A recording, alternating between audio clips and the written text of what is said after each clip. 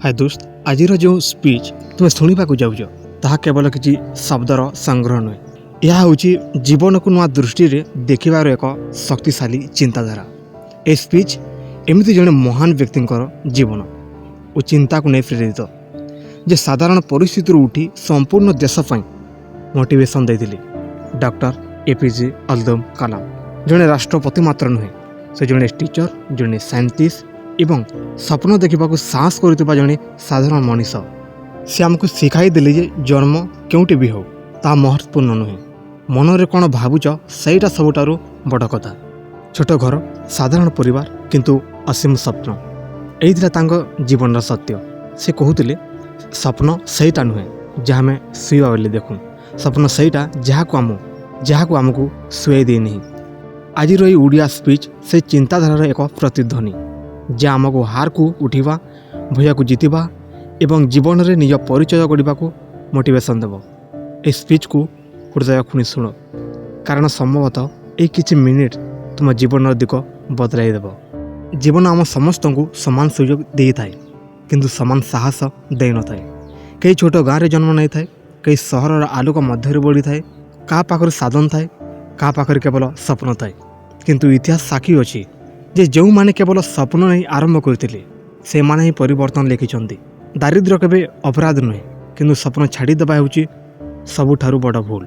मु तुमको कहवाक चाहूँगी जो तुम्हें आज भावुच जे मु साधारण, मो लाइफ रे किसी विशेष हेब ना, तेज ये भावना को एक मुहूर्त छाड़ी दियो। साधारण मनीष जिते बेले असाधारण स्वप्न देखे एवं से स्वप्न पाई असाधारण परिश्रम करे सेते बेले आउ से साधारण रहे ना। लाइफ आमको अनेक थर परीक्षा नेब, तुमको भांगा चेष्टा कर, तुम स्वप्न को मजाक कर, किंतु मन रख अग्नि जिते बेले सुना पड़े सेते बेले से चमकीबा आरंभ करे। मु गोटे छोट जीवनर उदाहरण देवाक चाहूँगी। गोटे छोट पिला जार बापा दिन मजूरिया, सकालू उठी से छुआ पाठ पढ़ाक जाऊला और संध्यारे बापा को साहाय्य करूला। लोके कहते तू पढ़िले कौन करू, किंतु से पिलार मन में गोटे कथा थिला, मु मोर परिवार भाग्य बदले देवी। से हारिला, फेर है, किंतु से अटकी गला नहीं।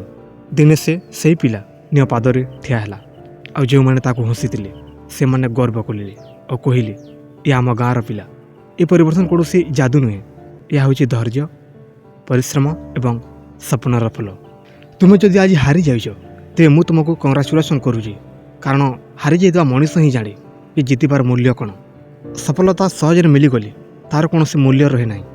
जो सफलता राति निद हर पड़े, आखिरे लुह झरवा पड़े, निजक निजे संभाल पड़े, से सफलता ही जीवन को आलोकित करे। मन रख जीवन में जिते बेले अंधकार आसे सेते बेले ही तुम भितर आलोकर परीक्षा हुए।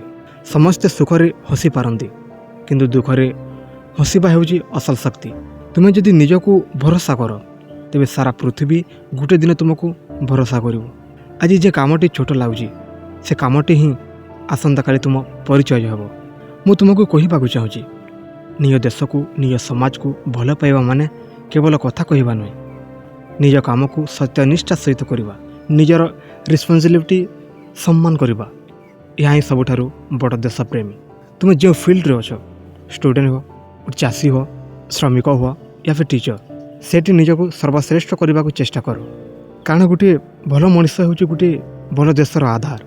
जीवन भय आसब, सन्देह आसब, लोग कहे तो द्वारा हेब ना। से समय मन रख पक्षी केवे डाल उपर भरोसा करे, से निज फंग उपर भरोसा करे। तुम भीतर जे शक्ति अच्छी से शक्ति तुमको आग को नहीं जीव। केवल आवश्यक हूँ निज उपर अटूट विश्वास।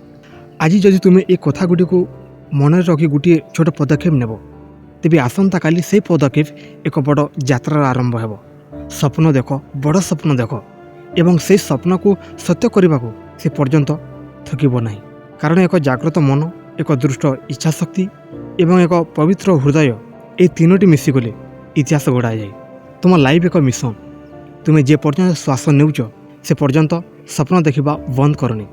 गोटे दिन आसब जो दिन तुम जीवन निजे अन्य मानक पई मोटिवेशन हेब, से दिन तुम्हें बुझीपार ये समस्त संघर्ष, ये समस्त लुह, ये समस्त परिश्रम व्यर्थ जाई नथिला। शेष मु तुम सहित किछि एमिति किछि कथा शेयर करने को चाहूँगी जहाँ तुम मन में दीर्घ समय पर्यंत गुंजी रहिबो। ଜୀବନ କେବେ ସହଜ ନୁହେଁ, କିନ୍ତୁ ଜୀବନ ସୁନ୍ଦର ଅଟେ। ସମସ୍ୟା ଆସେ ଆମକୁ ଭାଙ୍ଗିବାକୁ ନୁହେଁ, ଆମକୁ ଗଢ଼ିବାକୁ। ଯେତେବେଳେ ତୁମେ ଏକା ହେବ ସେତେବେଳେ ମନେ ରଖିଥିବ, ସେ ସମାଜରେ ହିଁ ତୁମ ଭିତରେ ନୂଆ ଶକ୍ତି ଜନ୍ମ ନେଉଛି। ଅନ୍ଧକାର ରାତି ଯେତେ ଲମ୍ବା ହେଉ, ସକାଳ ଆସିବା ସୁନିଶ୍ଚିତ। ତୁମେ ଆଜି ଯଦି ହାରିଯାଇଛ, ତେବେ ଏହାକୁ ଶେଷ ଭାବନି। ଏହା ହେଉଛି ତୁମ ଗଳ୍ପର ଏକ ଅଧ୍ୟାୟ, ସମ୍ପୂର୍ଣ୍ଣ ପୁସ୍ତକ ନୁହେଁ। ଯେଉଁମାନେ ଆଜି ତୁମକୁ ଅବହେଳା କରୁଛନ୍ତି, ସମାଜ ଆସିଲେ ସେମାନେ ତୁମର ଧୈର୍ଯ୍ୟକୁ ସଲାମ କରିବେ। କାରଣ ସମାଜ ସବୁକିଛି ବଦଳାଇ ଦେଇଥାଏ, କେବଳ ଆମେ ନିଜ ଉପରେ ବିଶ୍ୱାସ କରିବା ଉଚିତ। ଜୀବନରେ କେବେ କେବେ ଆମେ ଭାବୁ ଆମେ ଏତେ ପରିଶ୍ରମ କରୁଛୁ, ତଥାପି ଫଳ କାହିଁକି ମିଳୁନାହିଁ।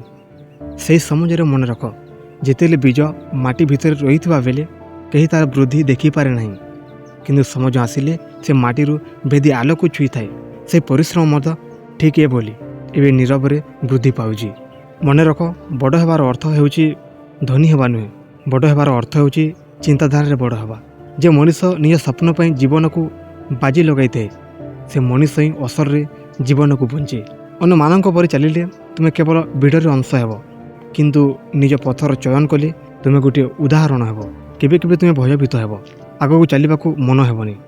ସେହି ସମାଜରେ ମନେ ରଖ, ସାହସ ମାନେ ଭୟ ନ କରିଥିବା ନୁହେଁ, ସାହସ ମାନେ ଭୟ ସତ୍ତ୍ୱେ ଆଗକୁ ବଢ଼ିବା। ଯେ ମଣିଷ ନିଜ ଭୟକୁ ଜିତି ନେଇଥାଏ, ସେ ମଣିଷ ନିଜ ଭାଗ୍ୟକୁ ଲେଖିଥାଏ। ତୁମ ଜୀବନ ଏକ ରେସ୍ପନ୍ସିବିଲିଟି। ତୁମ ସଫଳତା କେବଳ ତୁମ ପାଇଁ ନୁହେଁ, ତୁମ ସଂଘର୍ଷ ଦେଖୁଥିବା ସେମାନଙ୍କ ପାଇଁ ମଧ୍ୟ। ଯେଉଁମାନେ ଆଜି ଆଶା ହାରିବାକୁ ଯାଉଛନ୍ତି, ସେଦିନ ତୁମ ଗଳ୍ପ ସହିତ ଅନ୍ୟଙ୍କ ସହିତ ଉଠିବାର ସାହସ ଦେବ। ଏବେ ମୁଁ ଏ କଥା କହି ଶେଷ କରିବାକୁ ଚାହୁଁଛି, ଯାହା ତୁମ ହୃଦୟରେ ଗଭୀର ଭାବେ ରହୁ।